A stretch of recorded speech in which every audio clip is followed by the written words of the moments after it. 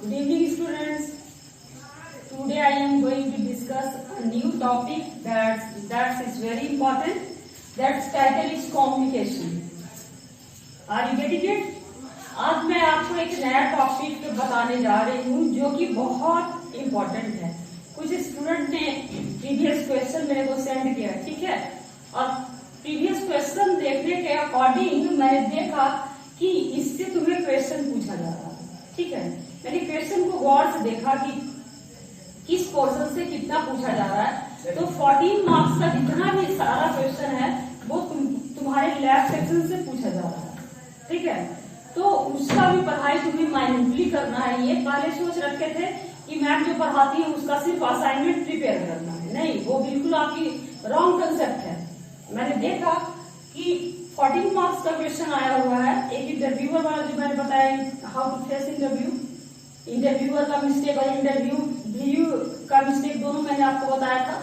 उसी तरीके से फिर मैंने देखा आपके प्रीवियस क्वेश्चंस में देखा कि सॉफ्ट स्किल्स पूछे हुए हैं, तो सॉफ्ट स्किल तो मैंने आपको बता दिया है। फिर प्रोफेशनल स्किल, सॉफ्ट स्किल पूछा हुआ है, तो हो सकता है कि तुम्हारा इंपॉर्टेंट बनेगा प्रोफेशनल स्किल, तो प्रोफेशनल स्किल भी मैं आपको डिटेल से पढ़ाऊंगी, ठीक है। तो ये दिमाग से अपनी आइडियोलॉजी जो आप बना के रखे हो कि मैम का जो पोर्शन है वो सिर्फ हमें असाइनमेंट फेयर करना है, ऐसे नहीं चलेगा। आपको उसे पढ़ना भी है, समझना भी है, तभी तुम एग्जाम में लिख सकते हो, ठीक है। Are you getting me? मेरी बात को समझ रहे हैं आप, ठीक है। तुम क्वेश्चन देख, कम्युनिकेशन का क्वेश्चन देखो, तब तुम्हें समझ में आ जाएगा कि मैम जो बोल रही है वो बिल्कुल सही बोल रही है, ठीक है। तो मैंने देखा कि कम्युनिकेशन से भी बहुत सारा क्वेश्चन पूछा है, ठीक है, तो क्यों ना मैं तुम्हें पहले कम्युनिकेशन ही पढ़ा दूं। जो इम्पोर्टेंट है वो क्वेश्चन डिस्कस करना ज्यादा बेटर है तुम्हारे लिए, ठीक है। वो तुम्हारे लिए भी बेटर है, मेरे लिए भी बेटर है। मेरे लिए आप कहोगे मैम आपके लिए कैसे बेटर, तो मेरे लिए बेटर इसलिए है कि अगर तुम एग्जामिनेशन में अच्छा परफॉर्मेंस करते हो तो वो आपकी क्रेडिट नहीं होती है, मेरी क्रेडिट होती है, ठीक है। फैकल्टी की अचीवमेंट होती है। जब आप अच्छा करते हो पेपर में तो फैकल्टी की भी अचीवमेंट होती है, समझ रहे हैं। तो ये टॉपिक इज कम्युनिकेशन, जो कि आपको पढ़ना ही है। आपको पढ़ना ही है क्या, कम्युनिकेशन स्किल। कम्युनिकेशन स्किल में ये बताया जाता है कि how can you develop your communication skill. Communication skill में बताया जाता है कि आप अपनी कम्युनिकेशन को कैसे अच्छा करेंगे, क्योंकि ये मेरा घिसा पीटा डायलॉग हो गया है, ठीक है। कहोगे कि मैम आप एक बात बहुत बार बोली है कि तुम लोग क्या हो, बीटेक हो, बीटेक के स्टूडेंट्स हो, तुम लोग का सोसाइटी में एक अलग डेजिग्नेशन है, ठीक है। तो आपकी लैंग्वेज भी उसी के क्लास की होनी चाहिए, जिस क्लास का आपका पोस्ट है उसी क्लास की आपकी लैंग्वेज भी होनी चाहिए। ये नहीं कि इंजीनियर बन गए हो अब बोलो बिल्कुल गवार की तरह, तो कह रहा कहाँ किस कॉलेज से पढ़ के आया कुछ समझ ही नहीं आ रहा है, स्पोकन इसकी बहुत फालतू है। तो आपको अपनी स्पोकन को अच्छा करना है, ठीक है। इसलिए मैं कम्युनिकेशन पे बार बार जोर देती हूँ, और आपके प्रिंसिपल सर का भी डिमांड यही रहा कि स्टूडेंट्स का कम्युनिकेशन अच्छा करना है, ठीक है। तो आपका टाइटल भी बन रहा है क्या, कम्युनिकेशन, और मैंने आपको बताया कि ये इम्पोर्टेंट भी है। इम्पोर्टेंट इसलिए है क्योंकि इससे बहुत सारे क्वेश्चंस पूछे गए हैं, मैंने देखा, ठीक है। तो सबसे पहले ये क्वेश्चन है rise, what do you mean by communication. Communication क्या है, ठीक है। मैंने इसका नोट्स आपको सेंड करके रखा है, आपको मिल चुका होगा, ठीक है। The word communication has been derived from the Latin word communicare, ठीक है। कहता है कि ये लैटिन वर्ड है, कैसा वर्ड है, लैटिन वर्ड है, कम्युनिकेशन है, जो कि कम्युनिकेयर से लिया गया है। कहां से लिया गया है, कम्युनिकेयर से लिया गया है। The literal meaning of this word is giving और शेयरिंग इंफॉर्मेशन। कहता है कि कम्युनिकेयर का मतलब क्या होता है, कम्युनिकेयर का लिटरल मीनिंग क्या होता है, तो कम्युनिकेयर का लिटरल मीनिंग होता है for sharing and giving information and ideas, ठीक है। समझ गए मेरी बात को। इसमें हम क्या करते हैं, इसमें अपना आइडियाज देते हैं, इसमें हम इंफॉर्मेशन शेयर करते हैं एक दूसरे से।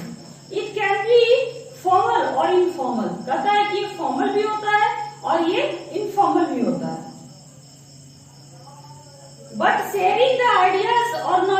others is known as communication. लेकिन कहता है कि जब हम अपने आइडियाज को किसी से जब शेयर करते हैं, किसी से जब डिस्कस करते हैं, तो वो क्या कहलाता है? कम्युनिकेशन कहलाता है. It is never passive. बिल्कुल सही बात है कि जब भी हम किसी से बात करेंगे, तो जब हम बात करेंगे तो हम बिल्कुल एक्टिव होते हैं. हम कभी पैसिव होकर बात कर सकते हैं? किसी से नहीं कर सकते. ठीक है, तो कहता है कि कम्युनिकेशन हमेशा क्या रहता है? एक्टिव रहता है. समझ गए? It's definition. अब कोई आपसे पूछता है कि what do you mean by communication, communication का मतलब क्या है, तो आप क्या कहोगे? गिविंग और sharing information is called communication. और यह कह सकते हो कि communication is the process in which we share our ideas and views with others. ठीक है, हम लोग we exchange our ideas and views with others, ये भी कर सकते हैं. आप उसको जिस तरीके से समझो, तुम अगर इसकी हिंदी अच्छे से समझते हो तो तुम you can do it it's translation, तो तुम इसको ट्रांसलेट कर सकते हो. ठीक है, इसलिए जो स्टूडेंट ने मुझे कहा था क्लासरूम में कि मैम मेरे को डायरेक्ट मेथड से मत पढ़ाओ, इनडायरेक्ट मेथड से पढ़ाओ, तो इसलिए मैं इनडायरेक्ट मेथड का यूज करती हूँ कि बच्चे को अच्छे तरीके से समझ में आए.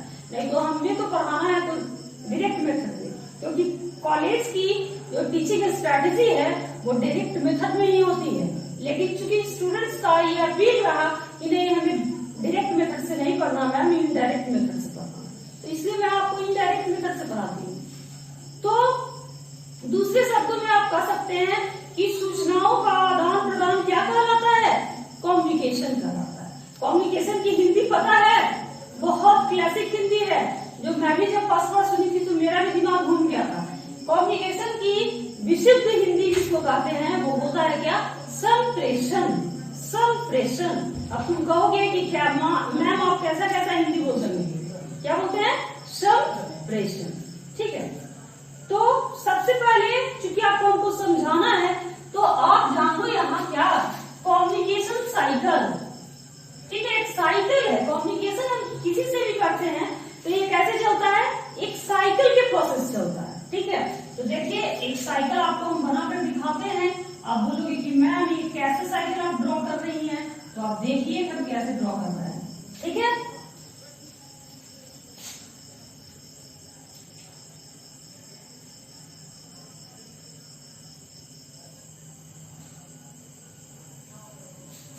इस कंसेप्ट को सिर्फ तुम्हें समझना है.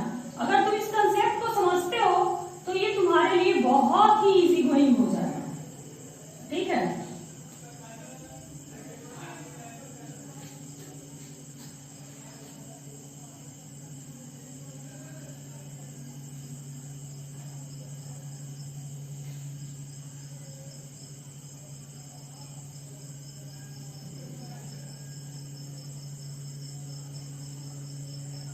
ठीक है.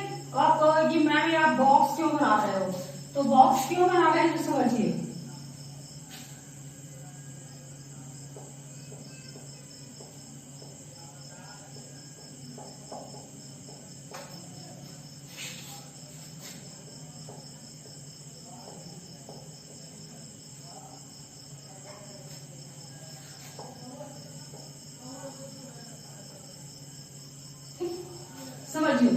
समझो ये आपका क्या है? डायग्राम है. मैंने क्या बनाया है?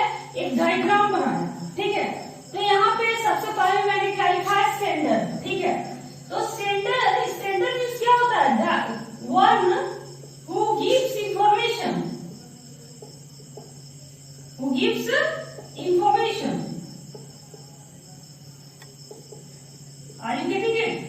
सेंडर का मतलब क्या होता है? जो इंफॉर्मेशन को सेंड करता है. ठीक है, जो किसी को क्या देता है? इंफॉर्मेशन देता है, वो क्या कहलाता है? सेंडर कहलाता है. कहता है कि सेंडर जब कोई भी इंफॉर्मेशन देता है तो कैसे बोलता है? वो बांसुरी बजा के बोलता है. हम आपको पढ़ा रहे हैं तो क्या यहाँ पर वायलिन बजा रहे हैं या बांसुरी बजा रहे हैं या हारमोनियम चला रहे हैं? क्या चला रहे हैं? वर्ड्स बोल रहे हैं. ठीक है, क्या बोल रहे हैं? वर्ड्स बोल रहे हैं, शब्द बोल रहे हैं. ठीक है, तो कहता है सेंडर जब कोई मैसेज भेजता है तो वो वर्ड्स के थ्रू जाता है. क्या थ्रू जाता है? वर्ड्स के थ्रू जाता है. और उसके बाद हमें क्या मिलता है?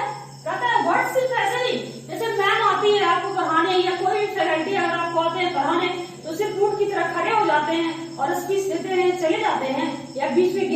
पोस्चर, फेशियल एक्सप्रेशन का भी यूज करते हैं। आप ही बताओ पहले, तब समझ पाओगे।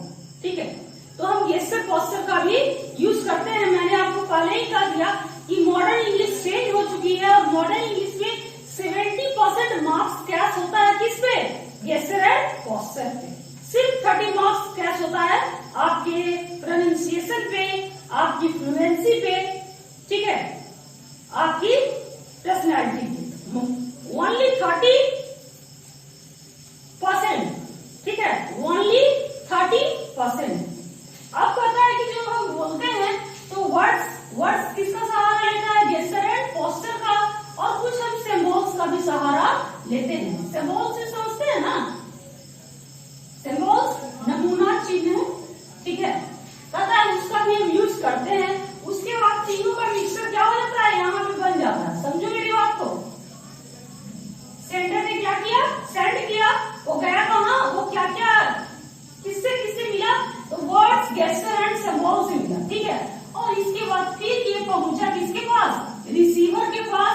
रिसीवर का मतलब हुआ वन हु आंस इंफॉर्मेशन, या वन हु कलेक्ट्स, भी आप कर सकते हैं, कलेक्ट्स इंफॉर्मेशन। वैसा व्यक्ति जो क्या करता है? इंफॉर्मेशन को क्या करता है? कलेक्ट करता है, वो क्या कहलाता है? रिसीवर कहलाता है। समझो मेरी बात को। अगर तुम कम्युनिकेशन साइकिल को अच्छे तरीके से समझ जाते हो तो तुम इसका डेफिनेशन आराम से मजे से कर सकते हो। You can do it properly, ठीक है, तुम मजे से इसको कर सकते हो। तो सबसे पहले मेरी बात को समझना है कि मैम ने एक क्या बनाया था? बॉक्स बनाया था। बॉक्स में क्या लिखा था? सेंडर लिखा था, ठीक है। सेंडर से जो हमारी जो कम्युनिकेशन है, हमारी जो इंफॉर्मेशन है, वो मिलती है वर्ड्स, गेस्चर एंड सिंबल्स से, ठीक है। तीनों का क्या हो जाता है? तीनों का यू कैन से मिक्सचर, ठीक है, तीनों का क्या बनता है? मिक्सचर बनता है। और फिर वो कहा जाता है रिसीवर के पास, जो इस इंफॉर्मेशन को क्या करता है? कलेक्ट करता है, ठीक है। One who collects the information is called receiver, ठीक है। समझो मेरी बात को। अब चूंकि मैंने आपको बताया है कि आपको अपनी बीआरपी अच्छी करनी है, तो इसको बोलेंगे सेंडर। क्या बोलेंगे? सेंडर। और इसको क्या बोलेंगे? रिसीवर। क्या बोलेंगे? रिसीवर।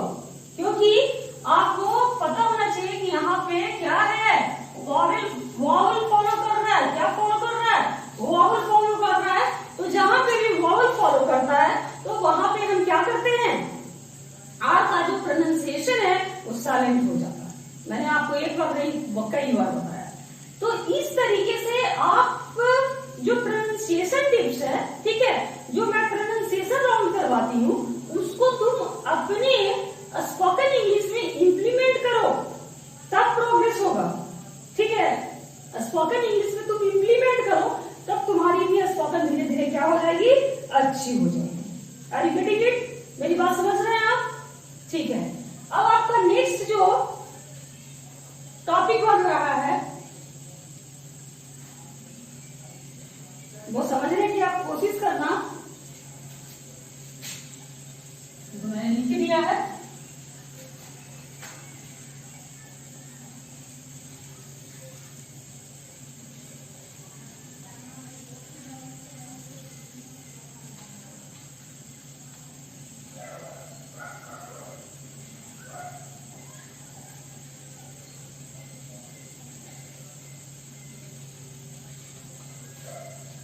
ठीक है, अब आप ये जानो कि जो मैंने आपको डेफिनेशन दिया, ठीक है, तो उसका कैरेक्टरिस्टिक क्या क्या बन रहा है, उसका इंपॉर्टेंट पॉइंट्स क्या क्या बन रहा है, ये आपको जानना क्या है? जरूरी है। तो सबसे पहले कहता क्या है?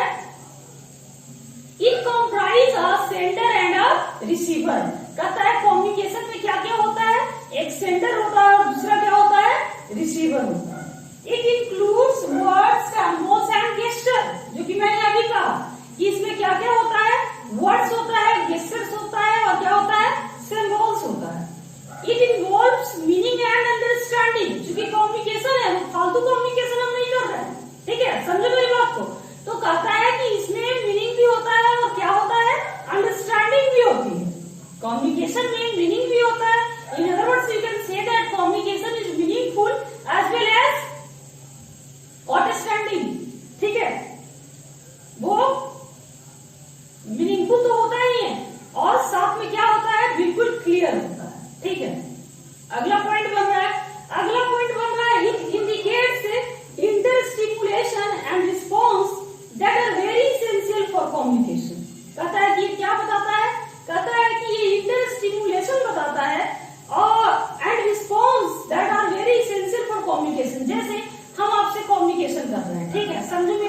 बात को, और बीच में हम क्वेश्चन अराइज कर देते हैं आपसे, तो तुम बीच में क्या करते हो, रिस्पॉन्स करते हो ना। बीच में हम क्वेश्चन अराइज करते हैं तो तुम मेरे को आंसर देते हो ना। तो यही कहलाता है क्या, इंटर स्टिमुलेशन। ठीक है, ये आपकी इंटर स्टिमुलेशन है। क्या आप मेरी बात जब सुन रहे थे तो साथ साथ में तुम भी बोलते हो? हम बोल रहे हैं जिस तरीके से, क्या तुम बोलते हो? नहीं बोलते। तुम रिसीवर का काम करते हो और मैं सेंडर का काम कर रही हूँ। ठीक है, लेकिन जो मैं बोल रही हूँ वो मीनिंगफुल है। तो मैं जो बोल रही हूँ वो मीनिंगफुल है, तो आप उसका क्या करते हैं, आप उसका एक मेंटल लेआउट प्रिपेयर करते हैं। ठीक है, आपको जो भी नोटेबल पॉइंट्स अच्छे लगते हैं उसकी एक ब्लूप्रिंट दिमाग में तैयार करते जाते हैं, और जब मैं कोई क्वेश्चन पूछती हूँ तो तुम इंटर स्टिमुलेशन रिस्पॉन्स करते हो। समझ में आई मेरी बात? It makes the experience of the sender and the receiver common. बिल्कुल सही बात है। कहता है ऐसा मत सोचिए कि कम्युनिकेशन में सिर्फ सेंडर ही नहीं समझता है, नहीं, कहता है कि दोनों का एक्सपीरियंस होता है। सेंडर को भी एक्सपीरियंस होता है और रिसीवर को भी एक्सपीरियंस होता है। ऐसा नहीं कि हम पढ़ा रहे हैं तो हमको एक्सपीरियंस नहीं हो रहा, हमें भी एक्सपीरियंस हो रहा है। मैं जब फ्रेशर थी तो इस टाइप से फ्लुएंटली नहीं पढ़ा पाती थी। ठीक है, लेकिन बच्चों को पढ़ाते क्या हो गया, एक्सपीरियंस हो गया। ठीक है, तो कहता है कि कम्युनिकेशन में एक्सपीरियंस दोनों को होता है, रिसीवर को भी होता है और सेंडर को भी होता है। समझ में आ रही मेरी बात? अगला जो पॉइंट बन रहा है, it is dynamic and interactive. बिल्कुल सही बात। कहता है कि कम्युनिकेशन क्या होता है, डायनामिक होता है, और साथ में क्या होता है, इंटरएक्टिव होता है। ठीक है, ये आपका डेफिनेशन को मैंने क्या कर दिया, बिल्कुल अच्छे तरीके से क्या किया, क्लियर कर दिया। ठीक है, अब अगला जो पॉइंट बनता है आप उसको जानने की कोशिश कीजिए। ठीक है, क्योंकि ये जो टॉपिक है आपके लिए इम्पोर्टेंट बन रहा है। मैंने देखा है कि इससे बहुत सारे क्वेश्चन पूछ रहा है, 14 मार्क्स का भी पूछ रहा है और शॉर्ट नोट्स भी पूछ रहा है। इसलिए मैंने सोचा कि सबसे पहले इसी टॉपिक इन फुल डिटेल्स, तो वो ज्यादा बेटर है। अब आप जानो आज के क्लास में एलिमेंट्स ऑफ कम्युनिकेशन। आपको क्या जानना है, एलिमेंट्स ऑफ कम्युनिकेशन, कि कम्युनिकेशन का क्या क्या एलिमेंट होता है।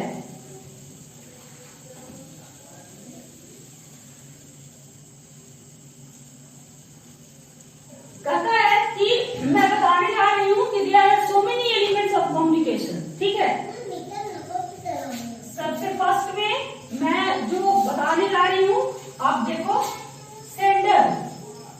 ठीक है, सेंडर 2 में है मैसेज। क्या है 2 में, मैसेज। 3rd में जाइए, 2 में मैंने क्या लिख दिया, मैसेज। वो क्या लिख दिया, चैनल। ठीक है, फिर मैंने क्या लिखा, रिसीवर। समझो मेरी बात को?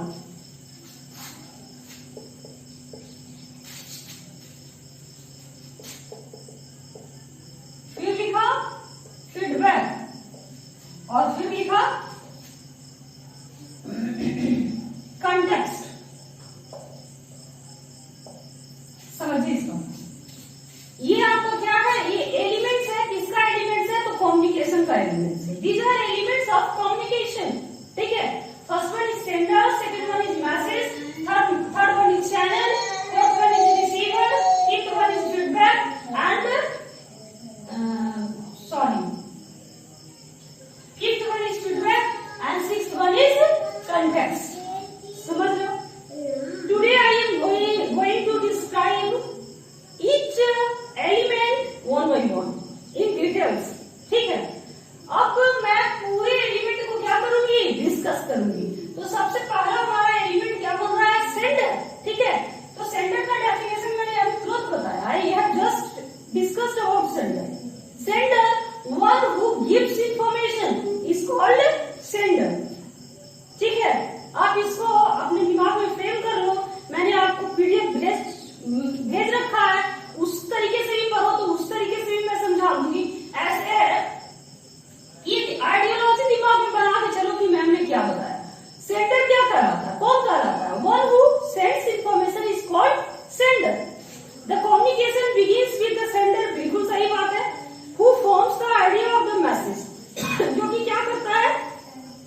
अपने दिमाग में फॉर्म करता है, किसका, मैसेज को फॉर्म करता है। जैसे हम आपको पढ़ाने आ रहे हैं तो मैंने पहले मैसेज फॉर्म कर रखा है कि मेरे को कम्युनिकेशन पढ़ाना है स्टूडेंट्स को, ठीक है। तो सेंडर क्या करता है, कम्युनिकेशन को क्या करता है, फ्रेम करता है, सॉरी मैसेज को फ्रेम करता है। He selects the message that has to be communicated। कहता है कि वो पहले से ही मैसेज को सिलेक्ट कर लेता है कि वो उसे कैसी कैसी बातें बोलनी है और क्या क्या बातें उसे पढ़ानी है। It depends on the knowledge, experiences and abilities of the sender to select the message। कहता है कि ये डिपेंड करता है किस पे, सेंडर के एक्सपीरियंस पे, सेंडर के नॉलेज पे कि वो किस तरीके से आपको कम्युनिकेट कर रहा है। ठीक है, मेरी बात समझ में आपको आ रही है। कहता है कि ये डिपेंड करता है किस पे, सेंडर पे डिपेंड करता है कि आपको वो किस तरीके से कम्युनिकेट कर रहा है। ठीक है, क्योंकि और वो डिपेंड करता है उसके एक्सपीरियंस पे, वो भी डिपेंड करता है उसके एक्सपीरियंस पे और वो भी डिपेंड करता है उसके नॉलेज पे। जैसे मैं बता रही हूं आपको,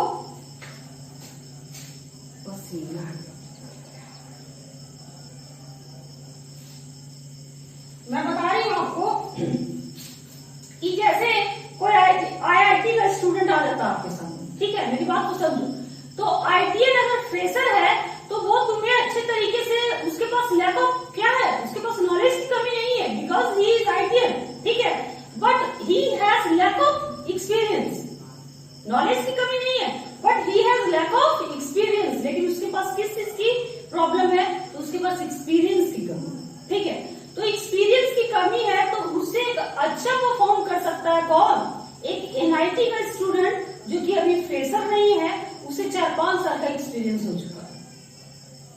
ठीक है, वो अगर तुम्हें पढ़ाता है तो तुम्हें ज्यादा समझ में आएगा, क्योंकि आईटीएन के पास एक्सपीरियंस की क्या है, कमी है, बट बीटेक वाले के, सॉरी एनआईटीएन के पास क्या है, एक्सपीरियंस हो गया है। ठीक है, उसे पता है कि तुम्हें कैसे पढ़ाना है, तुम्हें कैसे हैंडल करना है, तुम्हें किस टाइप का क्वेश्चंस पढ़ाना है, तो वो तुम्हें एक एनआईटीएन तुम्हें ज्यादा इंप्रेस कर जाएगा, किसकी तुलना में, आईटीएन की तुलना में। ठीक है, तो कहता है कि ये सेंडर का जो कम्युनिकेशन है ये भी डिपेंड करता है, बहुत से फैक्टर है इसमें डिपेंड करता है सेंडर के एक्सपीरियंस पे, सेंडर के नॉलेज पे। अब कोई आया, तुम्हें कोई एग्जांपल लीजिए कि कोई फैकल्टी आया नए आपको और वो आप पढ़ाना स्टार्ट किए और उनके पास he has lack of experience, he has lack of knowledge, उनके पास नॉलेज की भी कमी है और उनके पास एक्सपीरियंस की भी कमी है, तो क्या वो फैकल्टी आपको इम्प्रेस कर पाएगा? नो, वो फैकल्टी आपको इम्प्रेस नहीं कर पाएगा। समझे मेरी बात, समझ में आ रही है मेरी बात? ठीक है, तो आप कर सकते हैं कि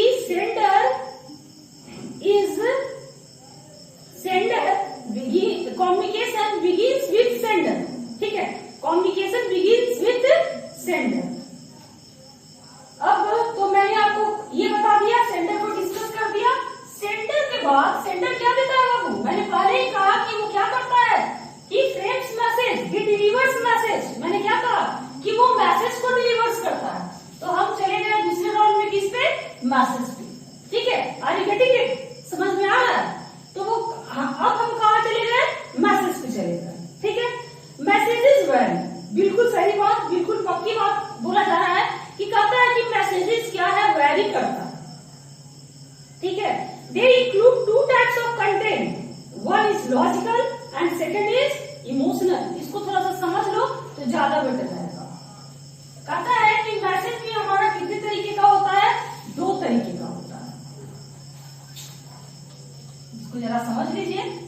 आप कहोगे कि मैम आप क्या बता रहे हो, तो इसको समझना आपके लिए क्या है, जरूरी बन रहा है। कहता है कि मैसेज भी जो हमारा है वो क्या करता है, वैरी करता है। तो वैरी कैसे करता है, तो there are 2 types of message. हमारा जो मैसेज होता है वो 2 टाइप का होता है। फर्स्ट वन इज इमोशनल, ठीक है, and second one is logical.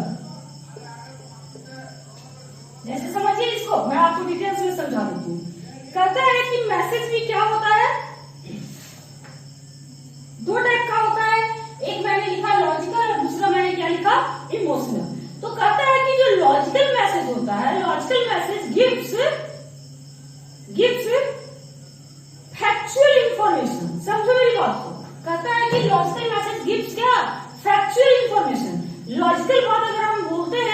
Logical बात किस चीज पे बेस्ड होता है? वो फैक्ट पे बेस्ड होता है। जैसे हम बोलेंगे कि ये हवा कैसे बनता या हवा का सूत्र क्या होता, तो आप क्या लिखोगे? H2, ठीक है, H plus O2 is equal to H2। तो ये क्या है? ये लॉजिकल है। ये स्टेटमेंट कैसा हुआ? ये लॉजिकल हुआ, ठीक है। और दूसरा स्टेटमेंट मैंने लिखा क्या? इमोशनल, जिसमें मैंने कहा कि लॉजिकल में क्या होता है? इसमें फैक्चुअल इंफॉर्मेशन होता है। Logical message is based on factual information. In other words you can say that logical message is based on factual information, ठीक है। And your second one is emotional, और मैंने लिख दिया है कि सेकंड वन जो आपका है वो किस चीज पर डिपेंड करता है? That emotional message depends on emotions, feelings, ठीक है। कहता है कि ये जो दूसरा मैसेज है, इमोशनल मैसेज है, वो क्या है? फीलिंग्स को बताता है, इमोशंस को बताता है। जैसे मैं आपको थोड़ा सा क्लियर कर दूं, अगर हम बोलते हैं कि कोरोना हो गया, तो उसे कोरोना हो गया, या पूरे इंडिया को, पूरे वर्ल्ड को कोरोना को फेस करना पड़ रहा है, किसके कारण? एक वायरस के कारण, ठीक है। तो ये स्टेटमेंट हो गया लॉजिकल। लेकिन जब अगर हम बोलते हैं कि ये कोरोना कुछ नहीं है, एक क्या है? दैवी प्रकोप है। जब विश्व में पाप बढ़ता है तो भगवान क्या करते हैं? पाप को कम करने के लिए बीच बीच में प्रलय लाते हैं। इसका एक छोटा सा रूप है कोरोना। अगर हम इस टाइप का स्टेटमेंट बोलते हैं तो ये है क्या? इमोशनल स्टेटमेंट, ठीक है। इसमें सिर्फ फीलिंग्स भरी है, सिर्फ इमोशंस भरा है, इसमें कोई भी लॉजिक नहीं है, क्योंकि फैक्चुअल इंफॉर्मेशन ये है ही नहीं। क्या कोरोना दैवी प्रकोप है? नहीं, वाकई में कोरोना क्या है? एक वायरस के कारण फैला है। Are you getting it? मेरी बात समझ में आ रही है आपको? तो समझ गए कि हमारा जो मैसेज होता है वो भी दो तरीके से होता है, और हमारा मैसेज भी प्लेस टू प्लेस क्या करता है? वेरी करता है। एक लॉजिकल मैसेज होता है और दूसरा क्या होता है? Emotional message. आ गई मेरी बात समझ में? अब जो थर्ड पॉइंट मैंने आपको पहले से ही लिखा था, बताया था कि मैसेज कहां जाता है? मैसेज कहां जाता है?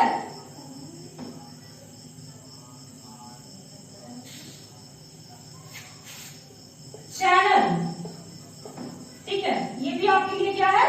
इंपॉर्टेंट बनना है। अब मेरी बात एक और, ये मैसेज भी सुन लीजिए। कहता है they are formal messages too, कहता है फॉर्मल मैसेज भी होता है।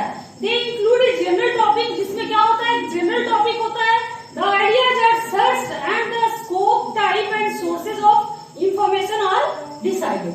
कहता है कि फॉर्मल मैसेज में क्या होता है कि जो भी हमारा जो आइडियाज होता है उसको हम सर्च करते हैं, सर्च करके उसका क्या स्कोप है, ठीक है, और उसका क्या सोर्स है, ये सभी को हम क्या करते हैं? इंफॉर्मेशन को हम डिसाइड कर लेते हैं, ठीक है। अब आपको जो थर्ड पॉइंट मैंने बताया, एलिमेंट जो आपका थर्ड एलिमेंट है वो चैनल। चैनल भी समझते हैं, ठीक है। चैनल समझते हैं? नहीं पता है इस चैनल पे आ रहा है, वही आपका ये channel. Any organisation needs interaction between the authority and the workers. बिल्कुल सही। कहता है कि इंफॉर्मेशन किसी भी ऑर्गेनाइजेशन में किसके किसके बीच होता है? एम्प्लॉयर के बीच में होता है, और किसके बीच में होता है? और उसके बॉस के बीच में होता है, ठीक है। मेन अथॉरिटी, आप बॉस को कह सकते हैं main authority. This interaction occurs through different channels. कहता है कि ये ऐसे नहीं होता जैसे हायर अथॉरिटी और किसके बीच? एम्प्लॉयर के बीच में जब इंटरेक्शन होता है, जब कम्युनिकेशन होता है, तो ऐसे सीधे तरीके से नहीं होता है, वो कई चैनल को पार करता है। समझो मेरी बात को? वो क्या करता है? कई चैनल को पार करता है। The channels can be informal and formal. कहता है ये चैनल कभी इनफॉर्मल भी होता है। ये चैनल भी दो टाइप का होता है, एक इनफॉर्मल होता है और दूसरा फॉर्मल होता है। Point noted? मेरी बात को समझने की कोशिश करो। There are two types of message. First one is logical message and second is emotional message. इसी तरीके से मैंने कहा कि कभी कभी नहीं, कहता है कि हम किसी से भी क्या करते हैं? जब कम्युनिकेट करते हैं तो हमारा जो कम्युनिकेशन है वो किसके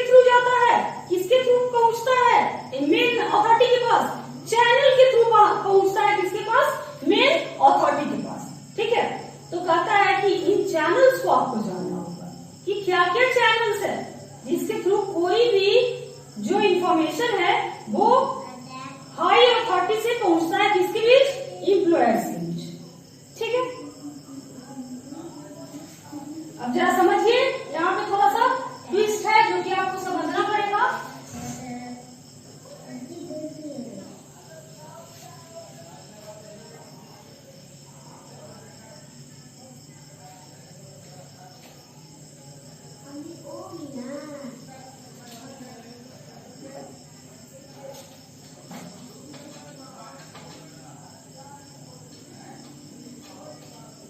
चैनल्स की जो आपका है वो कितने तरीके का होता है?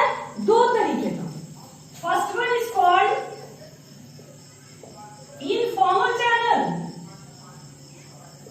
ठीक है, एंड सेकेंड वन इज, नहीं ये सेकेंड कर दो, फर्स्ट वन कर दो फॉर्मल चैनल,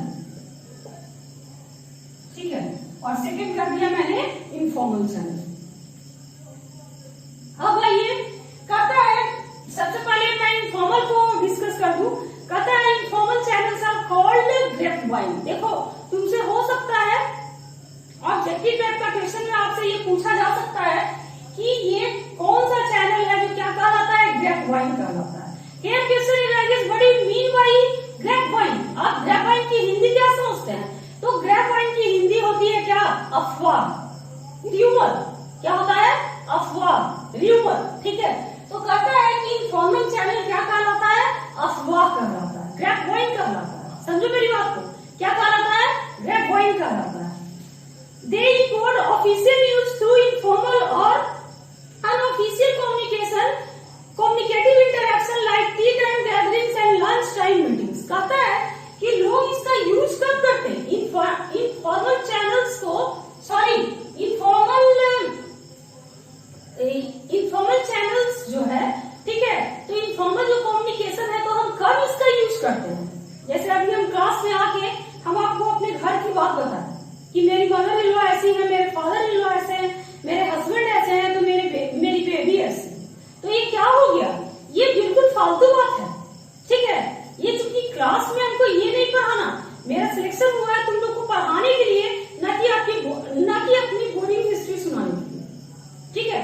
तो कहता है कि इनफॉर्मल इंफॉर्मेशन है जिसका हम यूज कहाँ पे करते हैं? तो हम करते हैं कहाँ पे, जो मैं आपको बता दूं, इसका यूज हम करते हैं जब हम फुर्सत के टाइम में होते हैं, जैसे टी टाइम। जब हम चाय पीते हैं तो रिलैक्स हो जाते हैं ना, सारा काम से हम मुक्त हो गए, तो शाम की चाय नहीं लेते हैं, ठीक है। या सुबह जब जगे तो उठकर जगे तो चाय लेते हैं, ठीक है। तो कहता है कि या तो इस टाइप का जो बकवास वाला जितना फालतू बात है, हम तो या तो लंच के टाइम में करते हैं या तो टी टाइम में करते हैं, बिल्कुल सही। जैसे वर्किंग प्लेस पे अब जब आपका लंच टाइम होता है, 1 मिनट का ब्रेक लेंगे,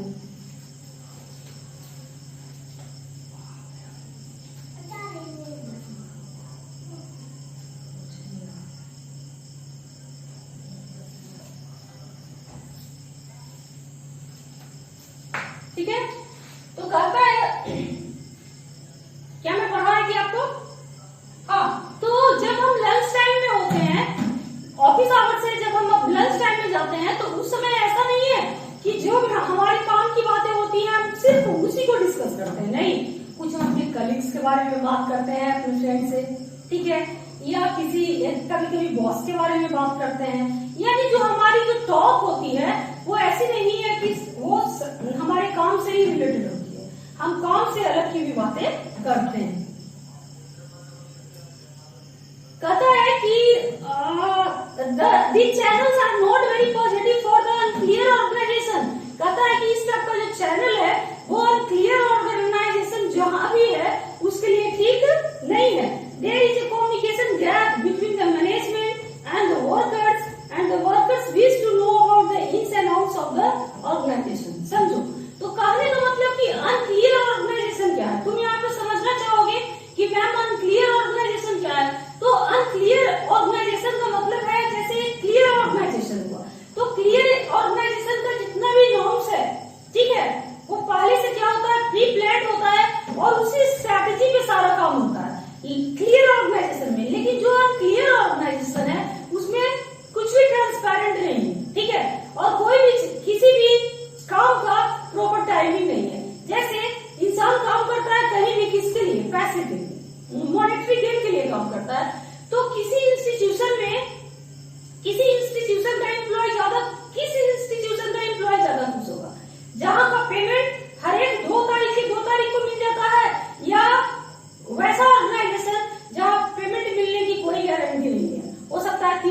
बाद भी मिले, 4 महीने के बाद भी मिले, या कभी एक ही महीने में मिल जाए, या कभी 6 महीने के बाद मिले, तो ये हो गया अनक्लियर ऑर्गेनाइजेशन। ठीक है, उसमें कुछ भी क्लियर नहीं है, उसमें कुछ भी ट्रांसपेरेंट नहीं है। तो कहता है कि ये इनफॉर्मल चैनल्स है, अनक्लियर ऑर्गेनाइजेशन के लिए हानिकारक माना जाता है। ठीक है, क्योंकि इसके बारे में कुछ नहीं जानते, वर्कर्स जो वहां के होते हैं वो उस इंस्टीट्यूशन के बारे में कुछ नहीं जानते, वो हायर अथॉरिटी के बारे में कुछ नहीं जानते, क्योंकि दोनों में कम्युनिकेशन गैप होता है। कम्युनिकेशन गैप अगर नहीं होता तो सब कुछ वो फिक्स्ड होता, सब कुछ टू द पॉइंट होता। ठीक है, सब कुछ टाइम से होता, लेकिन वहां तो कम्युनिकेशन गैप है। किसके बीच में? हायर अथॉरिटी के बीच में और वर्कर्स के बीच में क्या है? एक कम्युनिकेशन गैप है।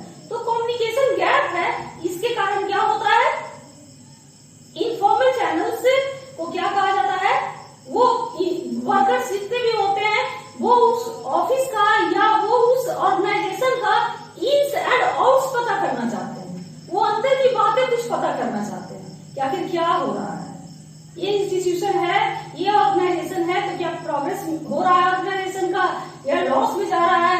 ये अपने कलीग से जानने की कोशिश करते हैं या क्लास 3 से जानने की कोशिश करते हैं, यानी लंच टाइम में, ठीक है, या लंच टाइम में या टी टाइम में उनको जहां भी फुर्सत मिल गया तो वो जरूर ऑर्गेनाइजेशन के बारे में इन्स एंड आउट्स जानने की कोशिश करते हैं।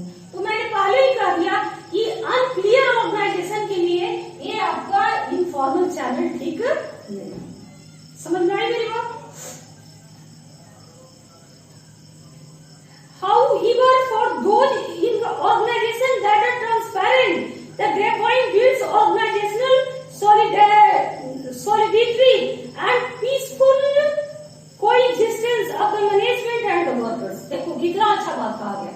कहता है लेकिन वैसे ही ऑर्गेनाइजेशन जहां सब कुछ ट्रांसपेरेंट है, जहां के हाई अथॉरिटी के बीच में और वर्कर्स के बीच में कोई कम्युनिकेशन गैप नहीं है, आपको सैलरी भी क्या मिल रहा है? टाइम से मिल रहा है, सब कुछ का सब काम का टाइम क्या है? फिक्स है, तो वो क्लियर ऑर्गेनाइजेशन हो गया। तो क्लियर ऑर्गेनाइजेशन में इस टाइप का इनफॉर्मल कम्युनिकेशन में क्या करता है? फायदे का काम करता है, क्योंकि वो क्या करता है? सॉलिडेरिटी को बढ़ाता है। समझ रहे हो मेरी बात को? सॉलिडेरिटी को वह बढ़ाता है, और चूंकि आप सबसे मिलकर बात करोगे, क्लास 3 से भी अगर आप क्लास 2 वाला है वो क्लास 3 से भी बात कर रहा है, ठीक है, तो सभी के बीच में कैसा माहौल बन जाता है? फ्रेंडली माहौल बन जाता है और एक पीसफुल माहौल बन जाता है। तो इसमें इंपॉर्टेंट पॉइंट ये बन रहा है कि इनफॉर्मल चैनल्स का कम्युनिकेशन क्या कहलाता है? ग्रेपवाइन कहलाता है। ठीक है, ये किसके लिए फायदेमंद होता है? क्लियर ऑर्गेनाइजेशन के लिए फायदेमंद होता है, लेकिन वैसे ऑर्गेनाइजेशन जो अनक्लियर है उसके लिए फायदेमंद नहीं होता। आगे मेरी बात समझ में? मैंने कहा कि ऑब्जेक्टिव में आपको पूछ सकता है कि कौन सा चैनल ग्रेपवाइन कहलाता है, तो आप किस पे क्लिक करोगे? Informal channel. तो दूसरा बाबू जो आपका बच गया वो कौन बच गया? ये तो मैंने इनफॉर्मल पहले डिस्कस कर दिया ना। दूसरा आपका बच गया क्या है? फॉर्मल है। तो आप फॉर्मल को भी जानने की कोशिश करो। Formal channels opt for formal methods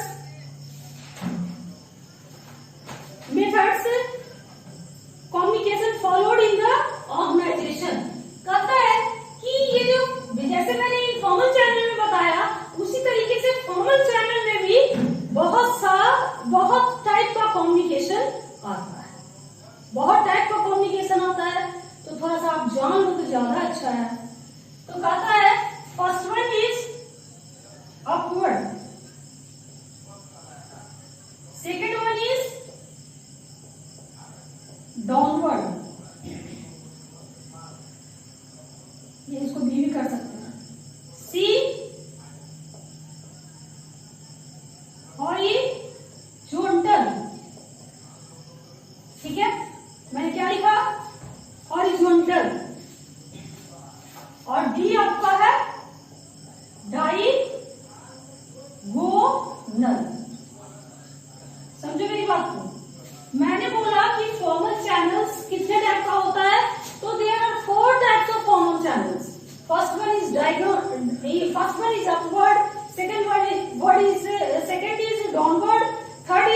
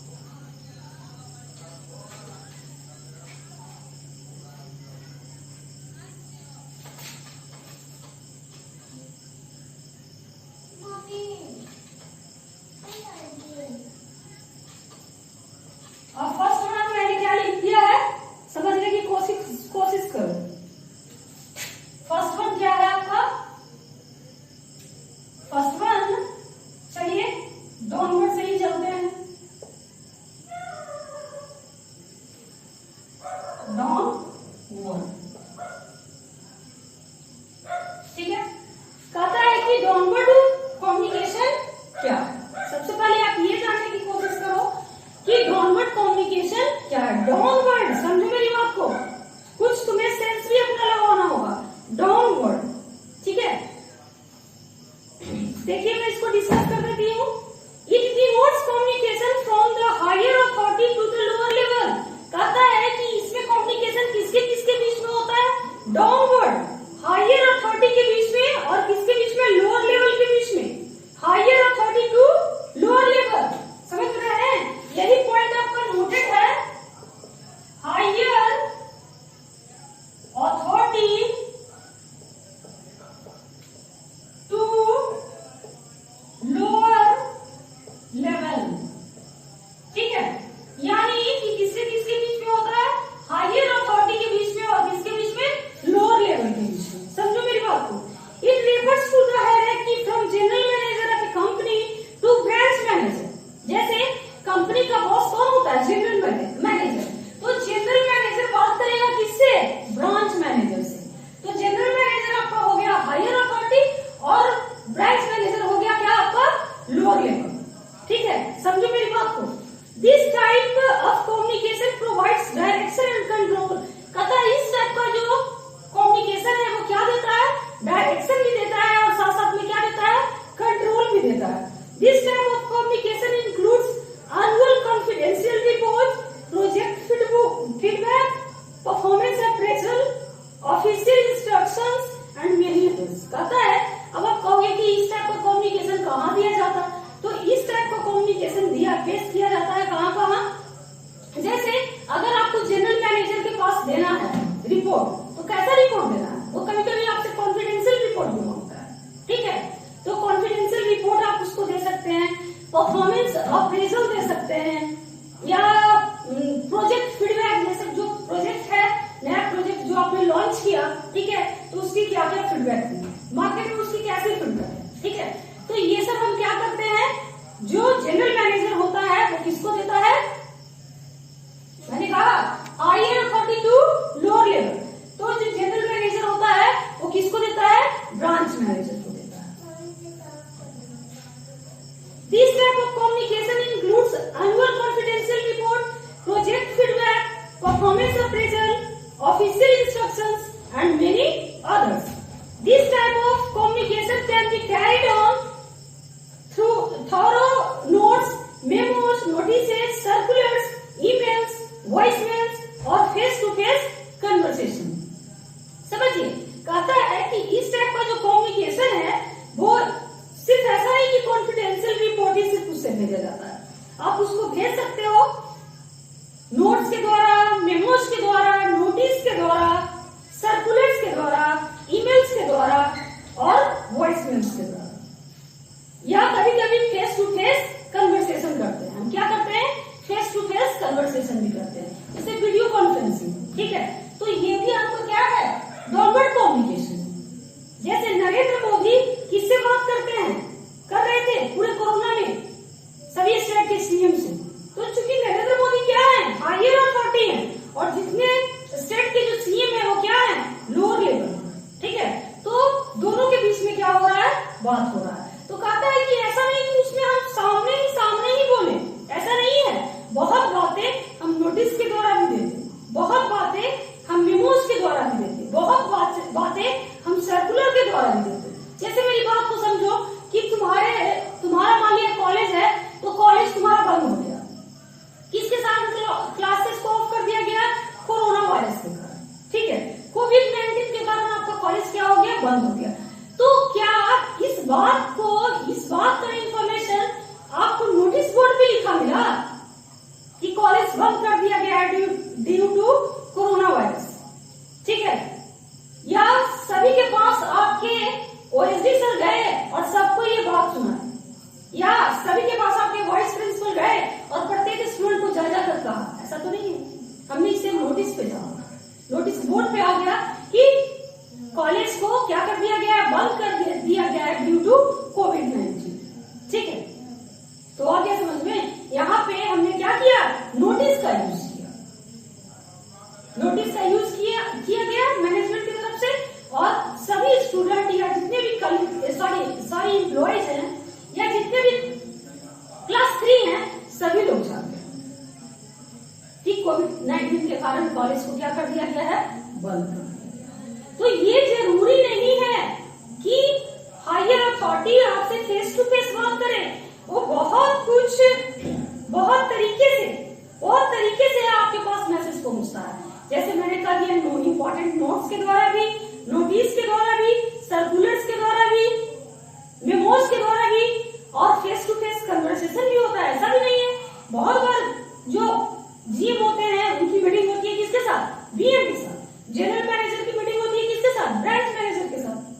ठीक है, या कभी कभी ऐसा भी है कि जनरल जो ये ऑर्गेनाइजेशन का जो जीएम होता है वो पूरे कंपनी के सभी एम्प्लॉइज को एड्रेस करता है। ठीक है, वो पूरे एम्प्लॉइज को एड्रेस करता है। जैसे एज फॉर एग्जाम्पल हमारे नरेंद्र मोदी कोविड-19 में ऐसा नहीं कि स्टेट के सिर्फ सीएम से बात करते थे, वो पूरी जनता से बात करते थे। इंडिया का जितना भी जनता है वो सभी से ये अपील करते थे कि ऐसा करना है, ऐसा करना है, ऐसा करना है। ठीक है, तो वो भी क्या हो गया, वो भी गवर्नमेंट कम्युनिकेशन है, क्योंकि नरेंद्र मोदी हायर अथॉरिटी है और हम लोग क्या है, लोअर लेवल। अब कंसेप्ट क्लियर हुआ? ठीक है, मैं आगे भी बता दूं। Despite the increase in the staff awareness, decision, guidelines, implementation of new policies and appraisal of the performance of the workers, too much downward communication can be hazardous for the healthy relationship between the workers and the management। कहता है कि ये बात तो सही है, ठीक है, लेकिन जो आपका जो डाउनवर्ड कम्युनिकेशन है वो क्या करता है, वर्कर्स के बीच में और मैनेजमेंट के बीच में एक अच्छा रिलेशन नहीं कायम कर पाता। इसलिए नहीं कर पाता कि दोनों के बीच में कम्युनिकेशन गैप होती है। ठीक है, दोनों बहुत कम एक दूसरे से इंटरेक्ट होते हैं, तो दोनों के बीच में क्या होता है, कम्युनिकेशन गैप होता है। Despite the increase in staff awareness, कहता है कि जबकि सभी स्टाफ अवेयर होते हैं, उस बात से सभी स्टाफ अवेयर होते हैं, इसके बावजूद भी decision, guidelines, implementation of new policies and appraisal of the performance of the workers, too much downward communication, कहता है कि इतना होते हुए भी स्टाफ को नोटिस के द्वारा सब कुछ बताया ही जाता है। डिसीजन, गाइडलाइंस ये भी सोची समझ कर दिया जाता है। दोनों के बीच में केमिस्ट्री होती ही है। कोई नया रूल को क्या करना, इम्प्लीमेंट करना, ये सब जितने तरह की बातें हैं, ये सारी बातों के होते हुए भी, इन सारी बातों के बावजूद भी कहता है कि जो डाउनवर्ड कम्युनिकेशन है वो एक हेल्दी इन्वायरमेंट नहीं बना पाता, किसके बीच में, हायर अथॉरिटी के बीच में और लोअर लेवल के बीच में। तो चूंकि आज मैं थक गई इस कारण से नहीं कि बहुत पढ़ाया तो कम ही, गर्मी से मैं थक गई। ठीक है, तो फिर आप मिलते हैं कल नेक्स्ट क्लास के साथ। बाय।